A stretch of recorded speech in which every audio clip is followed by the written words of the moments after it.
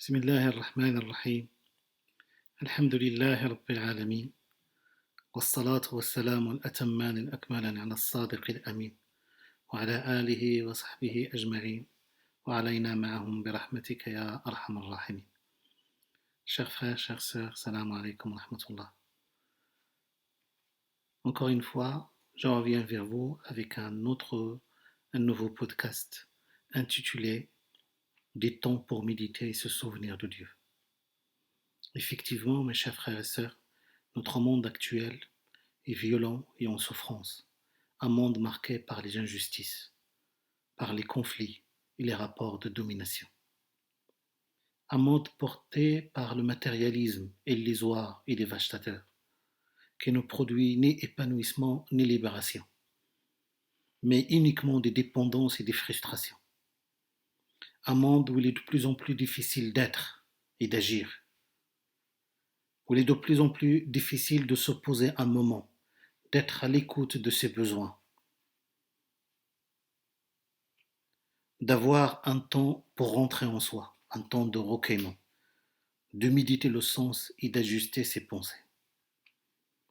Dans le Coran, Allah subhanahu wa ta'ala nous invite à observer attentivement la création, à méditer sur la manifestation de sa majesté et de sa grandeur, à méditer sur les splendeurs divines exprimées dans l'univers et à en tirer des leçons et des enseignements. Dans Surat Al-Imran, la famille d'Imran, Surat 3, Dieu dit, en vérité, dans la création des cieux et de la terre, et dans l'alternance de la nuit et du jour, il y a des signes pour les doués d'intelligence, qui debout, assis, couchés sur leur côté, mentionnent Dieu et méditent sur la création des cieux et de la terre en disant, notre Seigneur, tu n'as pas créé cela en vain. Gloire à toi, préserve-nous des châtiments des feux.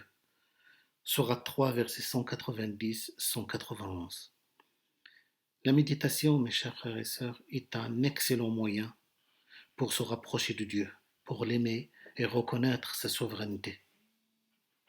Il est également un moyen pour être en paix, pour détendre le corps et évacuer le stress et l'anxiété. Conjuguée avec du dhikr, souvenance de Dieu, la méditation permet aux fidèles de retrouver l'équilibre des côtés spirituels et de s'épanouir moralement et spirituellement.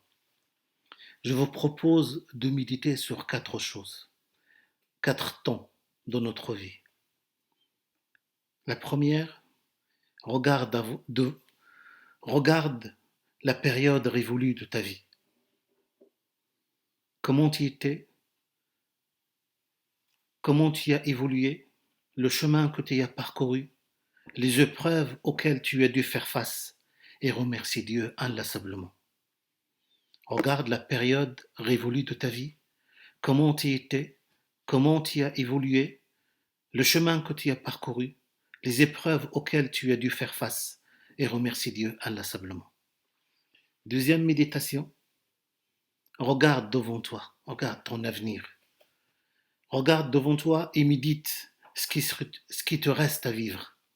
Tire profit de ton temps en tissant des liens intimes avec le Créateur pour mieux servir ses créatures et aie confiance en Dieu. Dieu ne t'abandonnera jamais. Regarde devant toi et médite sur ce qui te reste à vivre. Tire profit de ton temps en tissant des liens intimes avec le Créateur pour mieux servir ses créatures et aie confiance en Dieu. Dieu ne t'abandonnera jamais. Troisième méditation, regarde autour de toi, recentre-toi sur Dieu et agis avec conscience.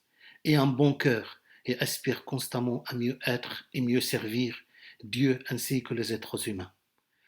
Regarde autour de toi, recentre-toi sur Dieu et agis avec conscience. Aie un bon cœur et aspire constamment à mieux être et mieux servir Dieu ainsi que les êtres humains.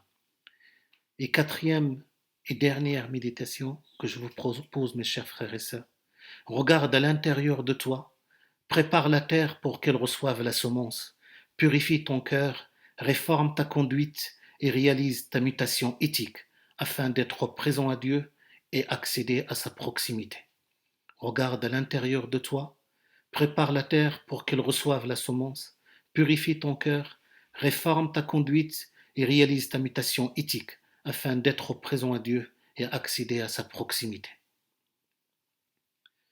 Prendre le temps pour méditer et se souvenir de Dieu, c'est donner du sens à son cheminement, de la substance à sa foi, de la cohérence à son engagement et de l'exigence vis-à-vis de son action. Je demande à Allah subhanahu wa ta'ala de nous permettre d'y arriver, que nous soyons toutes et tous des personnes présentes à Dieu. Wassalamu alaikum wa rahmatullahi wa barakatuh.